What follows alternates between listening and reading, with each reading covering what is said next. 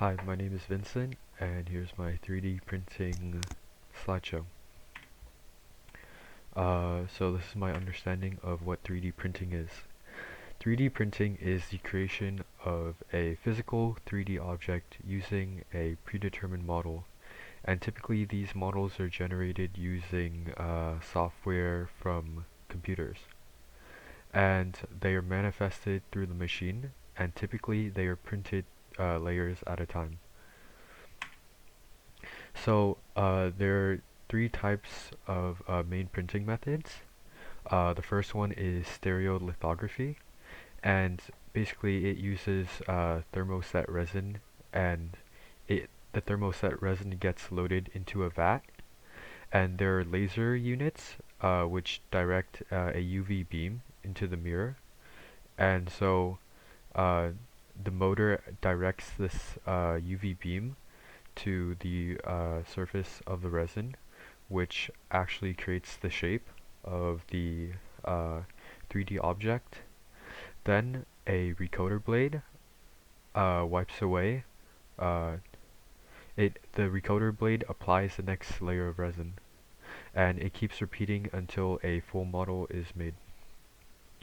The next method is sintering, which uses metal powder, and basically, there's a ram which moves the metal in a divot, which is typically the desired shape of your object, and it compresses the metal into the divot to form a shape. The metal powder will take the shape of whatever the shape the divot is, and the material gets added to the divot, uh, and it repeats to make multiple objects. And the compressed parts are heated until the metal turns solid. Another method is melting, which uses a high power beam to melt the powder, and the environment is kept at a really high temperature in order to reduce the internal stresses in the metal. And so the beam carves a shape into the metal like stereolithography, and basically uh, layers keep applying each time, and the cycle repeats. So some applications of 3D printing are artificial organs. For example, recently scientists have been working on developing artificial organs such as hearts and kidneys. However, they will take a lot of testing before they are trusted to be actually functioning in a human body. And so there are artificial body parts which have existed since the First World War. There are different prosthetics that replace lost facial structure. So, for example, if a soldier gets hit in the jawline with a mortar, there will be prosthetics to replace the bottom half of his face. It is also used to make the mold for Invisalign in dentistry, and you can also make noses, jaws, and limbs, which is actually pretty common. Um, yeah, so a lot of body parts that a human might lose, artificial ones can be 3D printed in order to replace them. Uh, there's also actually 3D printed homes, uh, as you can see on the image on the top right of the screen. Typically, it takes 15 days to make them, and it is very efficient for making mass-produced individual units. And you can also make models and prototypes of cities. For example, if you're an architect, you might want to make a model of a building you might want to construct or design, just to see what it physically looks like. If you're an urban planner, you can 3D model portion of a city, uh, just to create a visualization of whatever you want to create. And it's also used in a lot of hobbies. There, people have 3D printed, uh, for example, Captain America shields, Iron Man suits, 3D action figures, and a lot of other toys and things from various movies and video games.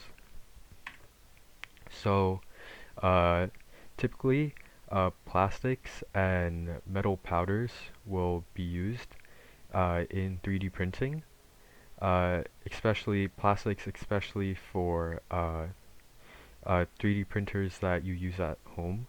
For example, I used to have a 3D printer in my middle school, and they mainly used plastic in order to create these tiny figures.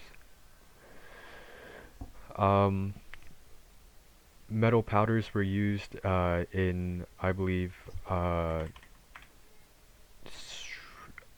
sintering, the process that I described previously. And carbon fiber can also be used. Carbon fiber is basically tiny weaves of fibers created by carbon atoms. And there's also graphene, which is similar to carbon fiber. It's a single layer of carbon laid out in a flat nanostructure. It's also pretty commonly used in semiconductors. There's also eco-friendly options such as polyacidic acid, which is made from plant starch, typically from sugarcane or corn, and it's really biodegradable, which is a nice bonus. And there are resins, which was used in, I believe, stereolithography, and it's made from liquid polymer. However, it's also very brittle, and it's not very malleable at all. So looking up some centers near me, this is what I found out. There were a lot of centers when I searched up 3D printing. However, I think the best one near me was right here in the Soma district. Uh, it's called ABC Imaging in San Francisco, and I went to their website, and I found that they use these types of 3D printers from Ultimaker and Formlabs. On their website, they advertised that they can print CAD models, CAD being a software used to create digital models, models for architecture and topographical features, which are basically maps of different layers of elevation of mountains and different earthly structures.